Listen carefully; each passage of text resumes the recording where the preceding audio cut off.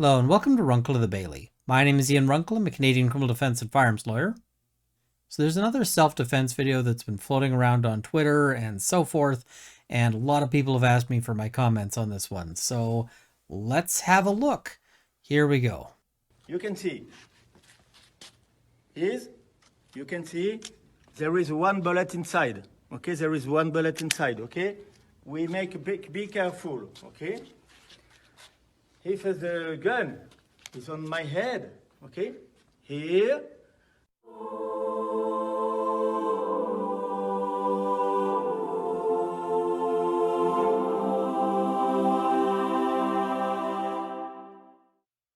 So, sorry about that, folks. I accidentally played the version that is basically how that would probably go in actual practice. Whoops, my bad. Sorry about that. We'll roll the real video now.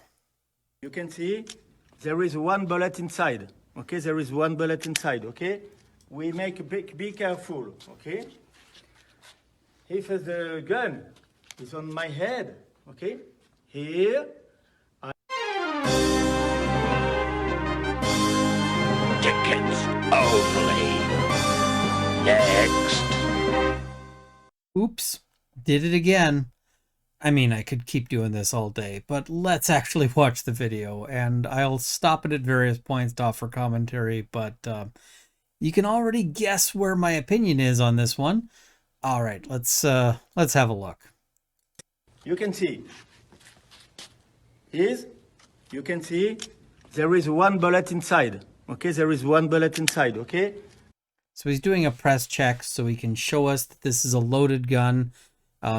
Just in case we thought that maybe this guy wasn't doing something stupid, he is convincing us, yes, he's doing a dumb thing. All right, carrying on here. We make be careful, okay? Be careful, he says, as he gets the guy to point the loaded gun at him. There is nothing about this that is careful. There's nothing about this that is smart. All of this is just incredibly stupid. If the gun is on my head, okay, here, I go here. And as you can gather from my previous clips, this is the part where in the actual world, people tend to just end up dead. The whole idea of a gun disarm as something that you can, be reliably good at is usually pretty silly. I've had people tell me, oh, you don't need guns. I'm a martial artist. I can do gun disarms. And I've practiced with some of them with an airsoft gun because, doing it with an actual live firearm is incredibly stupid. So we've done it with airsoft guns and eye protection and all of that stuff. And I can tell you, those guys lose pretty regularly. They're like, hey, I can take the gun away from you. And it's like, not before I can put two into you. You can't. So, yeah, these are not great plans. In fact, the best plan for getting away from guy with gun is usually running real fast or shooting them first if you're able to. This sort of unarmed disarm is not a great move, but we'll just keep seeing sort of what he's up to here. Here, I grab, okay, and if he shoot, okay. So here's a big flaw with this whole thing is that the guy still gets a shot off at some point. So the idea here is if you can get out of the way and grab it, okay. How do you keep him from just turning? And at that point, he's got a fair bit of leverage and can possibly land that at you. All he's got to do is, even if he just lands a shot in your arm or in your hand, you're still going to be in a really bad situation.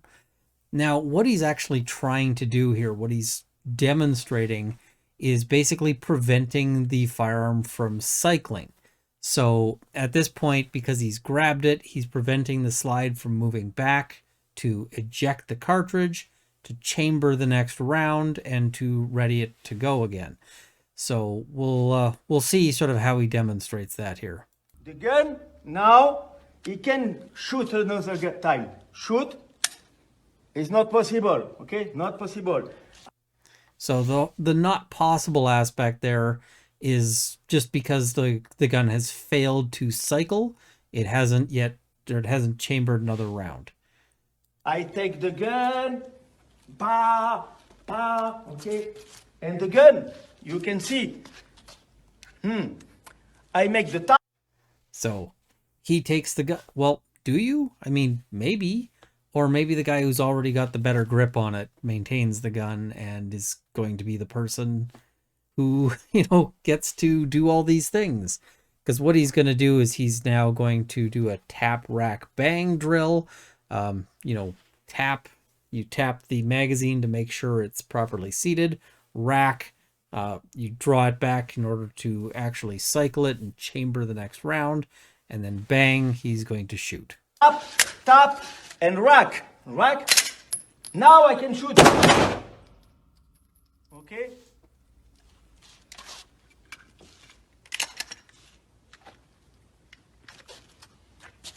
Now, the only bit of gun safety that we actually see in this entire video is when he clears the gun afterwards. So, I guess there's not a complete failure on this, but this is not something... I kind of think this is a little silly. People train in these techniques, as if this is going to be sort of the game plan. Typically, this is how you end up dead. Now, it might be better to have this training than not, but I don't know about how much. In actual practice, this kind of thing is typically just how you get killed. So usually you're going to have a better bet here with running away or giving the guy your wallet or these kinds of things as opposed to this strategy. It's just kind of frustrating whenever you see these guys. And, if they want to show us a proper test, what they need is not them showing us this with this guy who's cooperative in slow motion and so forth. And certainly don't do anything like this with live, with a loaded gun. That's insane. If this guy had poor trigger discipline, if he was Alec Baldwin, if he just, if his finger is in the wrong place and he hiccups, you end up being splattered all over this range floor. And I mean, that's just not nice to the janitor. The janitor's going to be real pissed off. But, I mean, there are ways you can practice trying to do this that are, a little safer. As I mentioned, if you have proper eye protection and you wanted to do this with airsoft, okay, that might be more reasonable. You could probably do it with just something. I've seen sort of training guns that have a light in them. That would probably also be fine, because at that point you can kind of figure out, hey, looks like I got shot again. And I mean, I think the best value out of that kind of training is really learning how much of a bad idea these kinds of things are. I want to see, if you want to show how good you are, I don't want to see this guy with his students and so forth. I want to see the guy with like the rival instructor who hates him and wants him to fail and wants to embarrass him. Show me that video, right? Show me that video where you're defeating the guy who actually hates you and is willing to cheat. Because if you're practicing for, say, some criminal on the street doing this to you, he's not going to play fair. He's not going to play nice. And yeah, a lot of these will end badly. So is this the dumbest self-defense video I've seen? Maybe not, because there's a lot of really dumb self-defense videos out there.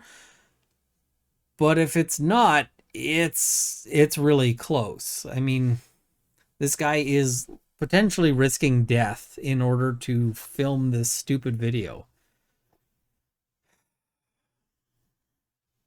All right. Well, I've sort of complained about this one enough.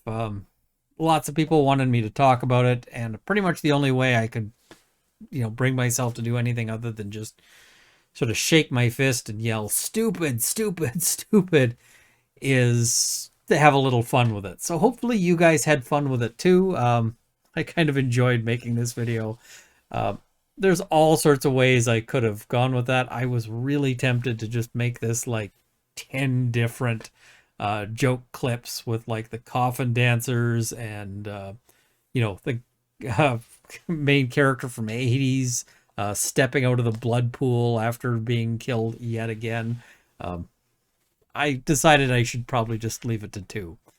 Anyway, thank you for watching. Please like this video, share it with your friends, subscribe to see more content. I want to thank my Patreon supporters at the $50 level, the CCFR, David Michaud, Canada's National Firearms Association, and the Canadian Shooting Sports Association. At the $30 level, Sights and Arms Limited and Jane Babe and Luxor. And at the $20 level, Lindsay Metcalf, Kyle Fox, Haywire, Gerald to the Bailey, Cameron Johnson, Andrew Elsich, and Vicky. Thank you as well to my $10 supporters who will be in the crawl immediately following. Thank you for watching. I hope this has armed you with knowledge. See you next time.